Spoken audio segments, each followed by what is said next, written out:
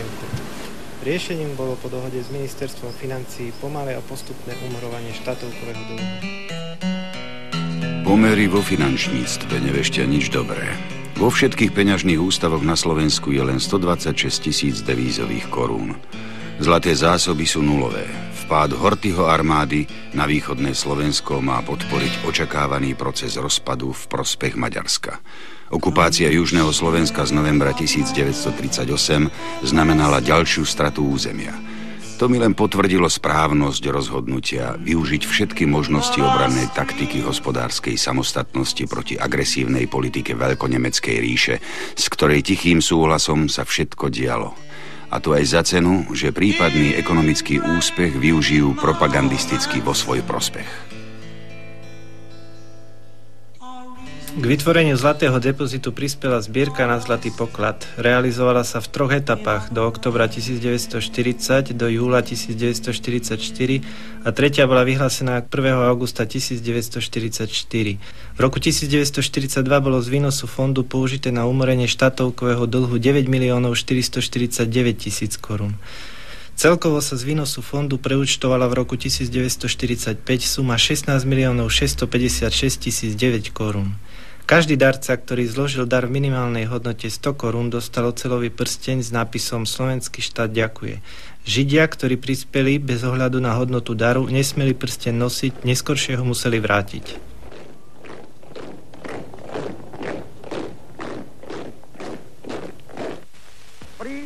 Najefektívnejším prameňom tvorby zlatého pokladu bolo zmierňovanie nárastu clearingovej špičky. Clearing, bezhotovostný platobný styk, znamenal, že všetko, čo Slovensko dodalo Nemecku, sa zapísalo na účet, z ktorého sa odratúvalo to, čo Nemci dodali Slovensku. Oni samozrejme neponáhľali. Minister hospodárstva Walter Funk žartoval, že dlh voči Slovensku je krytý víťazným postupom nemeckej armády. V roku 1942 to boli 3 miliardy, o rok neskôr 5 miliárd 238 miliónov a 31. augusta 1944 až 6 miliárd 952 miliónov korún slovenských. A to i po odpočítaní 1,5 miliardy za opravu a stavbu slovenských ciest pred spoločným útokom na Poľsko a 1 miliardy za dodané zbrane. Našli sme spôsob, a to takzvanú skladačku. Znamenalo to, že len ten podnik, ktorý priviezol tovar na Slovensko, dostal povolenie na vývoz. Export vojnového materiálu sa sťažoval tým, že sa vývozcom preplácala hotovosť iba do výšky 50% a zvyšok sa honoroval štátnymi poukážkami. Naviac vývozca ručil svojim súkromným majetkom. To odrádzalo od obchodu s Nemeckom a získal sa priestor na vývoz do krajín, kde sa dali získať voľné devízy, suroviny a polotovary. Tak sa podarilo len od 1.4.1939 do konca roka získať sumu 149,5 milióna korún. Slovenská národná banka, argumentujúc výškou clearingovej špičky, vlastne prinútila nemeckú stranu trpieť rozširovanie slovenského exportu i do neutrálnych štátov. Tretím zdrojom zlatého pokladu boli zásoby zlata vyťažené hlavne v kremnických baniach. Išlo až o 3000 kg zlata. Počas 2 rokov investície do zariadení v slovenskom priemysle dosiahli 2 miliardy korún. V slovenskej mene sa nadnesene hovorilo podunajský dolár a hospodárstvo bolo relatívne stabilizované.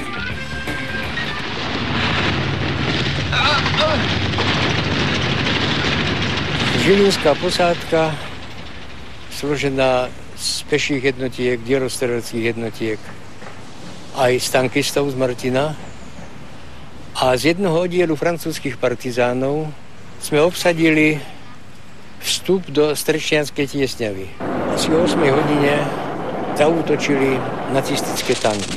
Pred útokom tankov nacisti robili prípravu minometnú, pri ktorej padli viacerí derostrelci, medzi nimi aj obsluha 2 protitankových kanónov, poručík francúzskej armády Albert Coupé, ktorý bol vycvičený derostrelec, ale v tomto prípade pôsobil ako pešiak. zahájil palbu. Prvé výstrely asi tak 10 za minulý účinkom, veď Pupe nemal v rukách dielo, hádam roky, ale postupne sa zameral a zničil ďalšími výstrelmi jeden nepriateľský tank. Tanky sa zastavili a Pupe zneškodnil alebo poškodil ešte jeden tank. Týmto činom dosiahol, že Nemci zastavili tento útok tankový. Domnievali sa, že vzadu je organizovaná silnejšia protitanková obrana.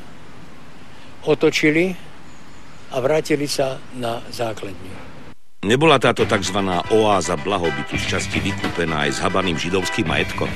Pravdou je, že po vládnom nariadení zo septembra 1940 o súpise židovského majetku bola jeho hodnota podľa súpisných hárkov 3 miliardy 187 miliónov 657 tisíc korún slovenských. Na jeseň roku 1940 prikázali židovským vlastníkom uložiť finančnú hotovosť, cenné papiere, šperky a zlato do peňažných ústavov a nemohli s nimi disponovať. Nakoniec boli s nehnuteľným majetkom arizované. Slabému, nepracovitému, ktorý nevie postaviť sa na obranu svojich práv, neprináleží sloboda, ale zdatnému, pracovitému, poctivému národu, i keď je sebemenším, áno, patrí sloboda, patrí štát, patrí neodvislosť.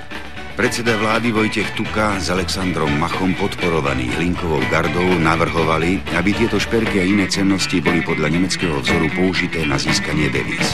Ja som také riešenie odmietol, argumentujúc, že takýto postup by mohol u Švajčiarov a iných neutrálov vyvolať pochybnosti o dôveryhodnosti a obchodnej morálke slovenských exportérov. Aj na základe tohto odmietnutia sa 20 zaplombovaných debien so židovským zlatom podarilo po rôznych peripetiách uchrániť. Pracujete skoro nie ako Slovenská televízia. Dobrý deň, prajem.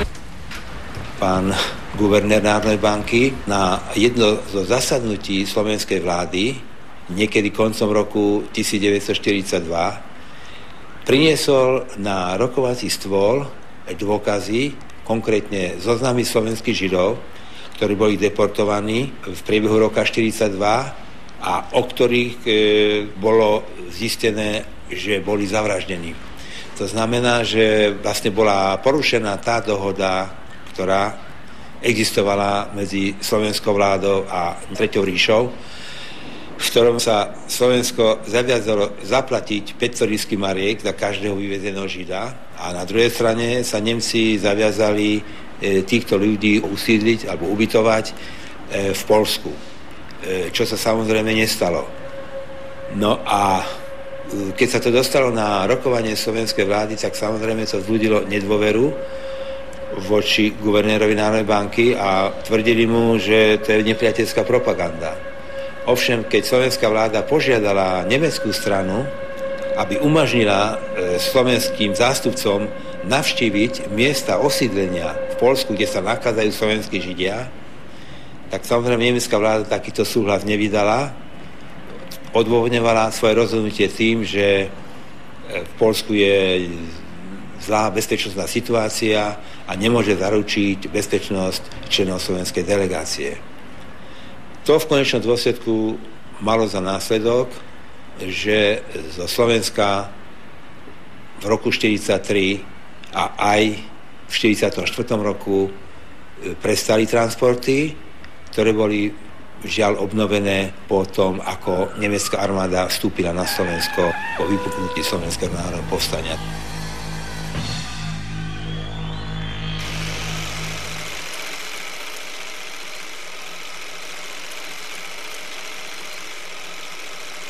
Neviem, kto natáčal tieto zábery. Pokiaľ si pamätám, mohol to byť prípadne doktor Peter Zaďko, môj krstný otec. Z toho vidno, jak nás otec mal rád, jak cez Vianoce sa s nami tešil vždycky. A spolu sme trávili. Aspoň chvíľu.